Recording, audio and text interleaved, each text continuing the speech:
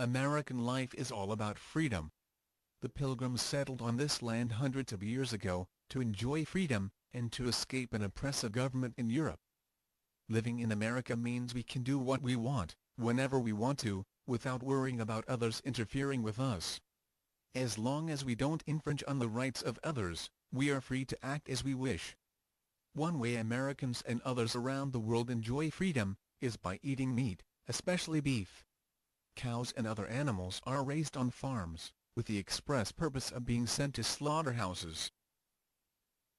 Eating beef, steak in particular, is a classic American tradition, with a quintessential family meal, consisting of meat and potatoes. The beef industry even runs television advertisements, where the tagline is, "Beef. It's what's for dinner."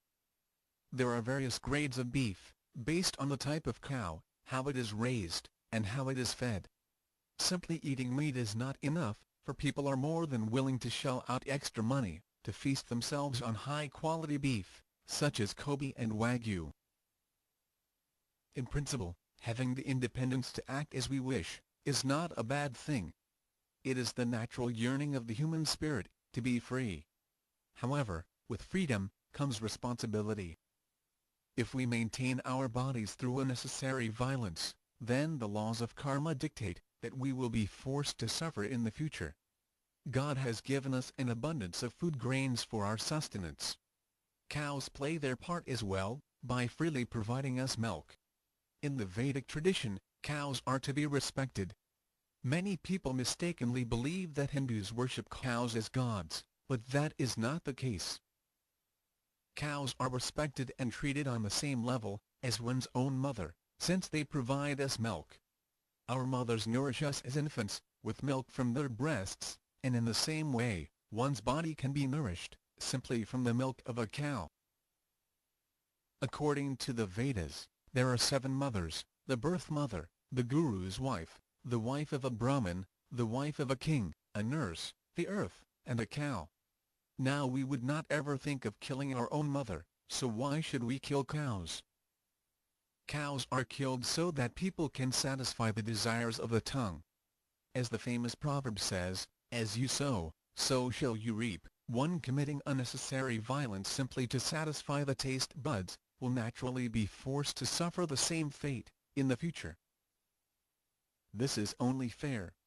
The need to respect and protect cows should not be a difficult concept for us to grasp. Many of us keep pets in the home, such as cats and dogs. We view them as the essence of innocence, since they kindly serve as our companions, and ask little in return. Dog is man's best friend, so the saying goes.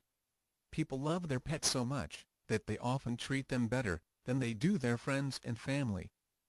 It is not uncommon for pet owners to take many pictures of their cat or dog, and show them off to their friends, as if the pets were their own children. Owners will go to great lengths to keep their pets happy, gladly inconveniencing themselves, by regularly taking the dogs for walks, or by feeding gourmet meals to their cats. Cows should be given the same level of respect. Just because the meat of a cow tastes good, does not mean that they are any less innocent than a cat or a dog. Unlike a cat or a dog, cows actually provide us things of tangible value. Cows don't bother anyone, and the milk they freely provide can be used to prepare hundreds of varieties of palatable foodstuffs. In the Vedic system, a person's wealth is determined by how many cows they have. One simply requires a small plot of land and a few cows, and their economic problems are solved. This is a much more secure lifestyle than possessing large quantities of paper currency, which can devalue at any time. The recent worldwide economic crisis proves this fact. In the Vedic system, the Brahmins, or priestly class of men, are to live very meagerly, focusing all their time on serving God. Knowing this, Kshatriya kings would regularly give away kine to the Brahmins, so that they would not have to worry about food. Any occasion, good or bad, would always be marked by the giving away of cows to Brahmins, as that is considered the highest form of charity. Cows are also considered valuable, because they provide butter which is used in Vedic sacrifices. the material world is governed by the demigods, who serve as Lord Krishna's chief ministers. By propitiating them, man is provided with rain, which serves as the catalyst for food production. The demigods are worshipped in elaborate fire sacrifices called yagyas, where clarified butter, or ghee, is poured on the fire, as an oblation. These sacrifices would not be possible, were it not for the ghee. In this way, cows can be considered the sustainers of life. Once we stop respecting our mothers, we eventually lose respect for other forms of life. This is evidenced by the increase in the practice of abortion. In order to satisfy the demands of the tongue, innocent cows are sent to slaughterhouses. So it should not surprise anyone that people would resort to killing innocent children in the womb, in order to satisfy the desires of the genitals. Cows are very dear to Lord Krishna, who is also known as Govinda, which means, one who gives pleasure to the cows. When the Lord personally came to earth around 5,000 years ago, he grew up in a cowherd family, and he would regularly take the family cows out to the pasturing grounds as a child.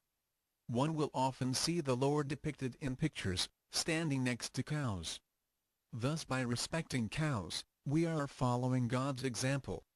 There is no higher form of religion than to follow the instructions and traditions set forth by Lord Krishna.